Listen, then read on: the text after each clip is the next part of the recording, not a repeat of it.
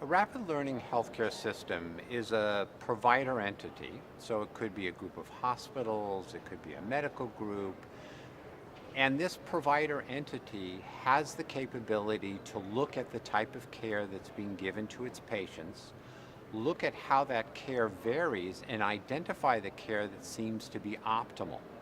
Once they've identified what appears to be optimal, then they can have that care given to a broader group of patients. So it's the classic plan, do, study, act, see what's working, and then feed that back so all of the providers can provide that same level of care.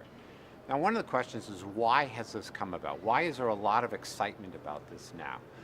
Yes, the Institute of Medicine has talked about it in lots of different groups. I think it's a couple of factors. The first is the availability of databases. We now have databases, so you can now do these type of analyses.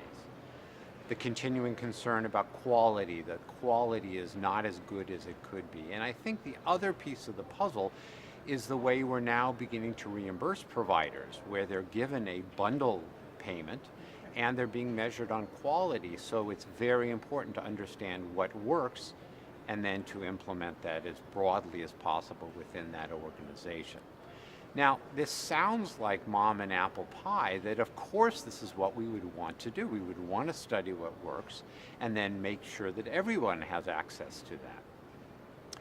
The challenge is that historically, when we do these type of observational analyses, there's a very rigorous process because folks want to publish this in peer-reviewed journals, so you have reviewers and editors looking at the work and saying, well, it's deficient in this area, or can you explain more here? The rapid learning environment, in contrast, is really an internal exercise where the provider entity will do the analysis, but it will not be subjected to external peer review. And it won't have that type of rigor. And so one of the concerns we have moving forward is to make sure that the rigor, the standards, the optimal approaches for analysis are done not just for things that are going to go into peer review, but also into these rapid learning environments, so that what we are implementing is actually correctly what is proper for patients.